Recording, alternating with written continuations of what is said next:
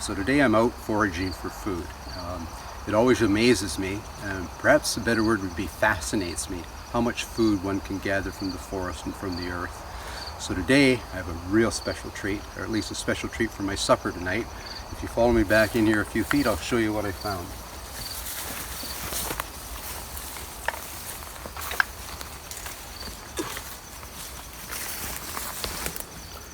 So what we have here is a puffball, and this one's in perfect condition, nice and firm, perfectly white. It's a fungi, and unlike a lot of mushrooms, which you really need to know what you're doing to ensure you're not getting a poisonous one, this one there's just no mistake. It's a very rich one. You won't need a lot of it. I plan to cube this up. Traditionally it was fried, and I'm going to put that on my moose steak tonight when I get back to the camp. Time for harvest is generally mid-August to roughly mid-September. Once they start to turn yellow, brownish, they're really not edible anymore. It's also amazing medicine. So it's an anti-blood clotting medicine that applied to an open wound will actually slow or stop the bleeding. So fascinating food, rarely available this time of year. I'm going to just take a short walk down the trail because this is sort of the average size, but I found one down here is kind of a genetic quirk. It's quite huge, and I just thought I'd show that to you before we move on to finding some other food. So here we have rather a big one. I'm not going to harvest this one. It's a little bit soft. It's also a good one to leave for spores for next year. Those spores will basically grow in this area. Hopefully we'll find lots of puffball here next year. In terms of storage, they won't keep very long, so 3-4 days if you can keep it cool. It's certainly best fresh. You can dehydrate it and last a long time. It can be used in stews, as simple as throwing it in the stew pot, but it's going to be darn good on my steak tonight, my moose steak. So we'll go on and see what else we can find in the forest today.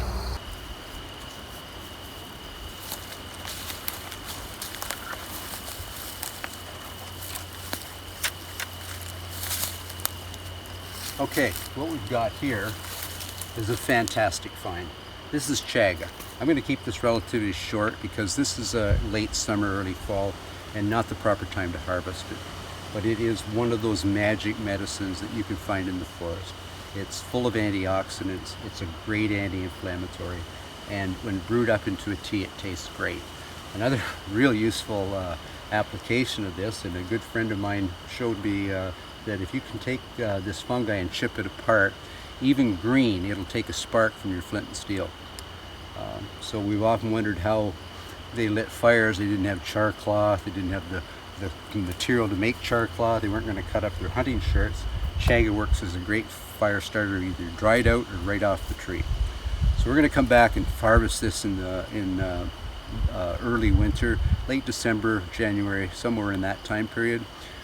Some of the criteria you have to look for: the tree has to be alive, in other words foliated totally, and it has to be that temperature before we harvest it. When you're harvesting it, you'll notice when I do come back and demonstrate removing it, I'm only going to take about 40 or 50% of it. If you do that, basically you've got a supply that will come back over and over again. If you take it all, even though the tree's alive and the fungi's in the tree, in all probability you've lost your source for future chaga. So be conservative in the harvesting, and it makes a great tasting tea. Hello again. Come join me on a walk through my fall garden. As you can see, I'm in one of our numerous potato patches, and the potatoes have all died down. We're basically leaving them in the ground to harden off a bit. Week or two more, we'll actually harvest them, lay them out on the surface where they can get the sun for a couple of days, and then harvest them. We planted a new row of asparagus this year. Obviously didn't harvest it, and yeah, the fronds are really nice, so we should have some good asparagus next year. I'm just going to take a walk around and go through the gate.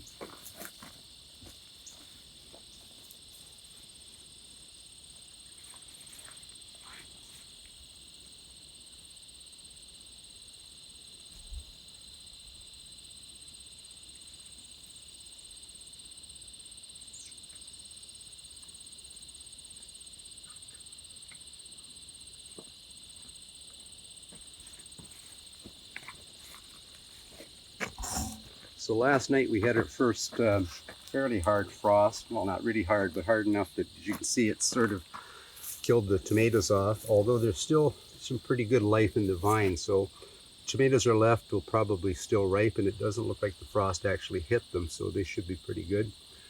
The fence around this particular garden we put up to protect it from the deer, essentially, because we've planted an orchard. So it's sort of garden slash orchard. We've planted seven fruit trees, I guess, 2 pear and 5 apple, and we're trying to protect them from the deer this winter. This variety of cabbage we have growing here, most of our early cabbage we've turned into sauerkraut, but this is there's 2 varieties of winter cabbage here. You can just see their heads starting here. They're about the size of a baseball. They don't mature until into October. They're going to be a smaller cabbage. They'll actually store in a root cellar for up to 3 months. So there's about 50 or 60 of them in here. So I'm going to make a little saunter over to the next garden and we'll show you some other things. We're going to be harvesting some squash today.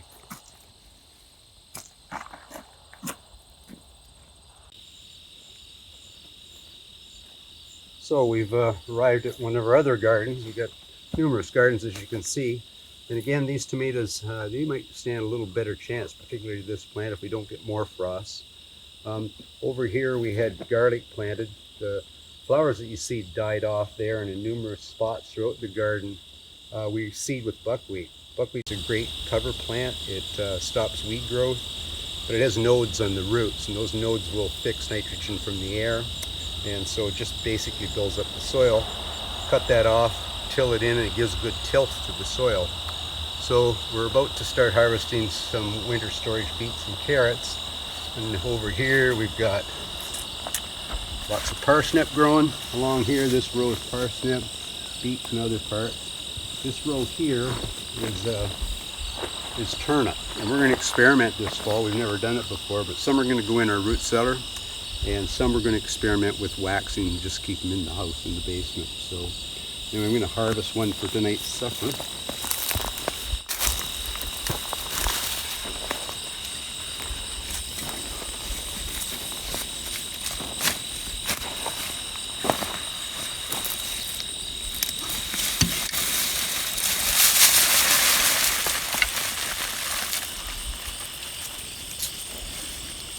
So we've planted, we probably have about 80 or so turnips, so certainly lots for the winter.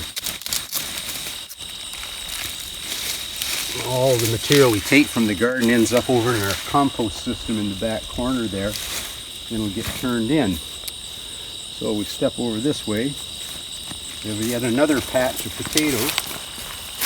And as you can see, they're all died off as like the other patch. So again, another week or two, we'll be harvesting them. So today, we're harvesting our squash, and unfortunately, it didn't ripen maybe as quickly as we'd have liked. So ideally, with butternut squash, you're looking for this golden tan color all over. And when you harvest, they'll break off, but you want to leave an inch or two of stalk. Stops bacteria from getting into them. As far as storage for them, they don't go in the root cellar because the humidity is too high. So we'll put these in the basement. They'll harden off. We'll actually be eating these 5 or 6 months from now. So yeah, and as you can see, if you glance around, there's a lot of squash, and we've got a few in here that literally are genetic quirks. Here's a guy here. I see a whole lot of squash soup in my future. So that's part of our food gathering process and food growing process. We'll certainly be covering a lot more, and we'll try to show us putting it down. We just did approximately 80 quart jars of tomatoes to put downstairs. So yeah, we're going to be all set for the winter. We just need to harvest a couple of deer and we're all set.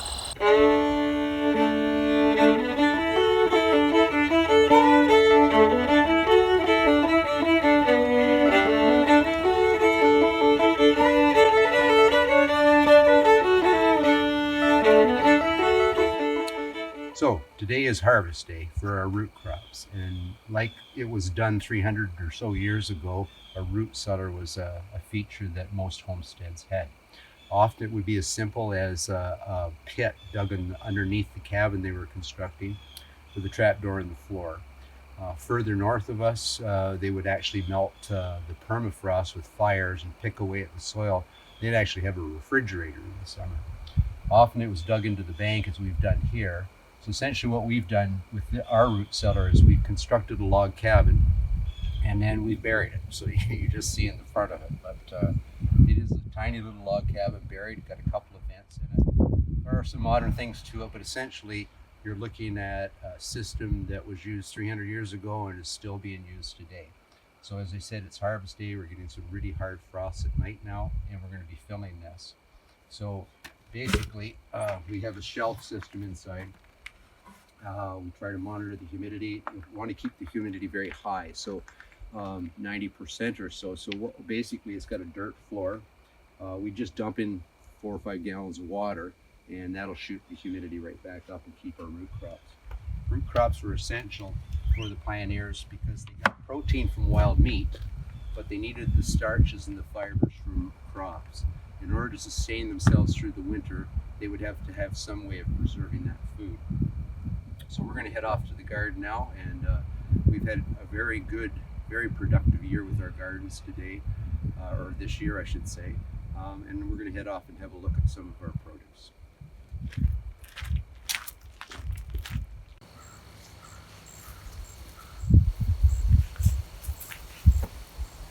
So there we have a portion of our parsnips that we've harvested today. And as you can see, we've got, I think, about 60 or 70 rutabaga. They turn out very good this year. You need a few hard frosts to make the produce taste better. So we've had them, time for them to go in the root cellar. We've got our carrots in the root cellar now. We have our beets in the root cellar. In this particular patch, we planted mostly white potatoes. And as you can see by the size of some of them, they're quite big. 1 potato feed a family of 4. We'll take a wander over to the other potato patch where we planted mostly red, and it was even more productive. So I'll meet you over there.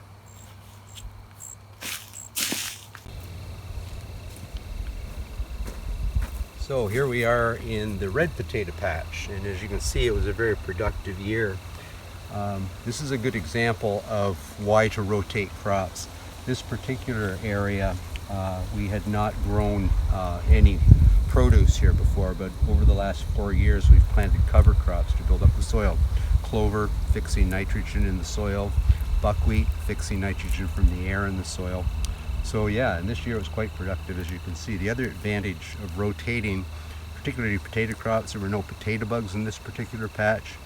And as you can see, it's the perfect potato. There's no blight, there's no scab on it. Little indentations you see are just from rocks that it grew around. So yeah, we've let them harden off here for a day or two, and or sorry, not a day or two, an hour or two, till they're dry. We'll lightly brush them off, and then we'll harden them off inside in a cool, dry place, and then they'll go in the root cellar. We should be eating these potatoes well into April, so yeah, that's quite advantageous if one was a settler. An interesting thing about soil, when the pioneers first settled ground, they had very fertile soil to start with, from thousands, tens of thousands of years of leaf matter and organics decomposing in the soil. It was very rich soil. Also, as they cleared the land, they would ensure that they cleared the land around the cabin. They needed wood for the cabin, fencing you see in the background. They needed wood for the root cellar.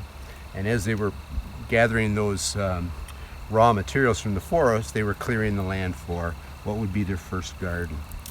And like I say, it would produce very well for them.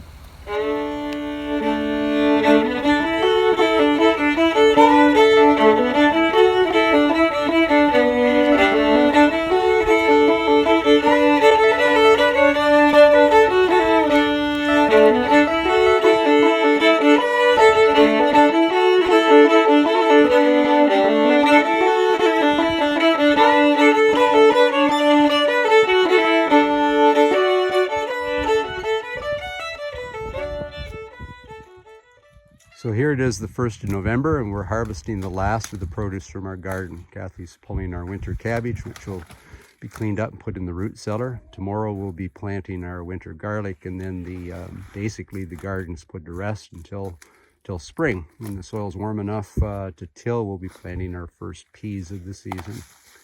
So you notice the chickens scratching about in the garden here. Probably one of the first forms of husbandry on the frontier. Perfect food, as they say, in the form of the egg. And in the winter, if you ran out of scratch for them or they quit laying, you also had a source of meat protein. So once we have the garlic planted tomorrow, for the next couple of weeks, we'll be pursuing a different form of food gathering, and we'll be hunting deer for the next couple of weeks. Hopefully supplement our protein for the winter.